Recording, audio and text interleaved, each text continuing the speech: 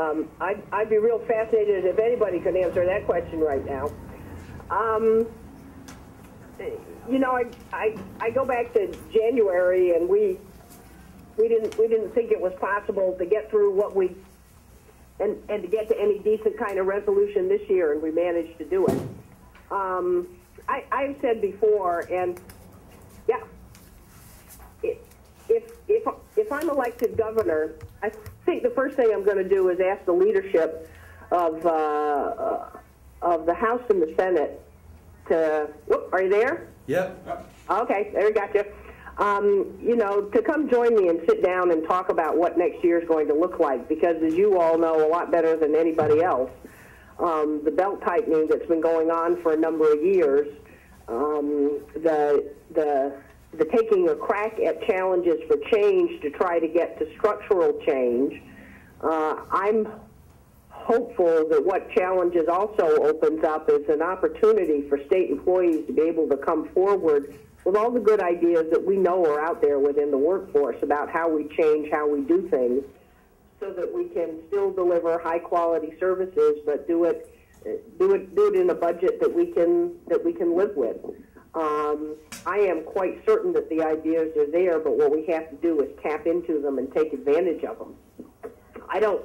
I mean, really, other than that, I can't tell you how next year's budget's going to be built, how the economy seems to be turning around, you know, a little bit.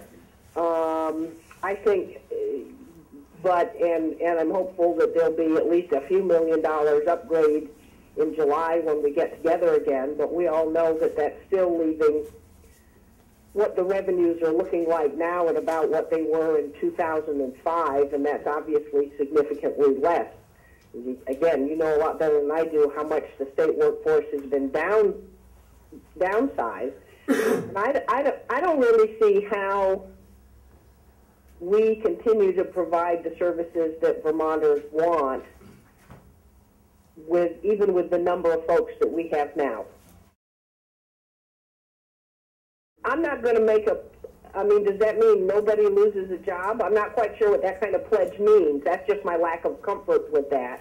I think to reach the goals that we want to achieve in challenges, I think we're going to have to hire more staff in the area of, I want to say human services broadly. If we're going to get these folks back into the communities and supervise them properly and give them the supports they need so they stay in the communities, we cannot do it with the size workforce we have now. It's not possible to do that. So does that mean there are some places, I mean, with all the technology we're putting in, there may be places where we've got people doing probably pretty low-skilled, not very rewarding jobs that technology may do better. And I would hope that in those sorts of circumstances that state employees have the opportunity to upgrade and change their skills if they want to stay in state government. But my concern with any kind of a pledge is, you know, I just get uncomfortable with pledges. Who knows exactly what's going to happen? But I sincerely believe, I don't see how the workforce gets any lower without radically changing what we as a state offer Vermonters. And I don't think Vermonters want less than they are getting now from state government. I think they want it possibly provided in more efficient, effective ways, but I don't see anything that says that anybody is expecting any less from state government. Well, I know we can't afford to keep them in state. I mean, that's just the reality. We can't afford to build more prisons in the state, and I think our goal should be to work with that nonviolent population to A, get the ones that are in out and keep them out successfully, and B, divert the ones that from ever going in the first place, and thereby significantly reduce the number of out-of-state beds that we need. But I don't really. It has cost us so much to build every new prison in Vermont. I don't see that as being economically viable. So I think we need a better goal of where we don't incarcerate as many Vermonters, and that's definitely going to require more boots on the ground in different positions. Absolutely not. No. If anything, you know, when we were trying to get 2 work camps, and of course the administration sort of trying to, I think, take a bead on Windsor just because they were looking at money. Again, if we're going to be successful in not incarcerating folks long term, I think Windsor and those sorts of work camps and substance abuse treatment programs are where we need to put our money so that we can meet that long-term goal. So if maybe 15 or 20 years out we don't have, gee whiz, we don't have a need for them because we've downsized and we've been so successful, well, out in those circumstances, then closing a facility would work. For me, it's kind of like all the years I was on the shelter for battered women. It's, you know, the goal is someday you get to close those facilities because society doesn't need them anymore. But I don't see that happening in the near future. We know the one piece is a secure 15 secure bed facility. That's why I want to see the funding put aside to start that, because I believe once we finally begin to make some real progress forward on that, a lot of the other pieces will fall into line. And I think one of the things that we should consider is once we decide what is best for Vermont, then I think if that puts us at odds with what the feds say we can do, we should go to our delegation in Washington and say, look, here is our comprehensive plan. Here is why we think this works best for Vermont. And since our goal is to take care of Vermonters with needs in the best way possible, then we'd like you to support us in this. Sure. Oh, yeah, I think that's a great idea. Yes.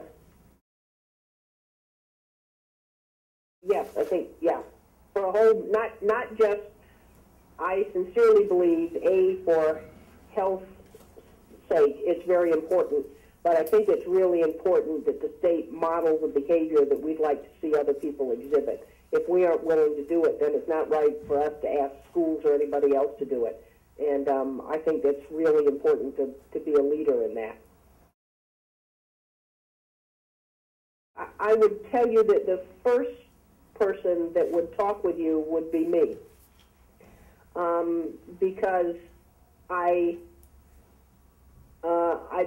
believe that contracts, even in very difficult times, are much easier to negotiate when the people that are representing, I guess you will, the top of the pyramid, can sit down and have a good, honest, respectful conversation with each other and work things out together, as opposed to having to view themselves as being on opposite sides and having to fight about things. Well, if it's a tax by another name, it is a tax that everybody in state government and most people in private industry are taking as well. So it's not as though only state employees are being asked to take reductions in pay. And in a time like this, it is, you know, everybody's having to give up a variety of things. So maybe it is a tax by another name, but again, you're not finding many employees any place who aren't having to pay that same kind of a tax. I think the real goal needs to be to have us as a state positioned so that we can take advantage of a rebounding economy, so that everybody gets back to work, so that the revenues are there that that we need to perform the services and to pay state employees well, and to do the programs that are important to Vermonters.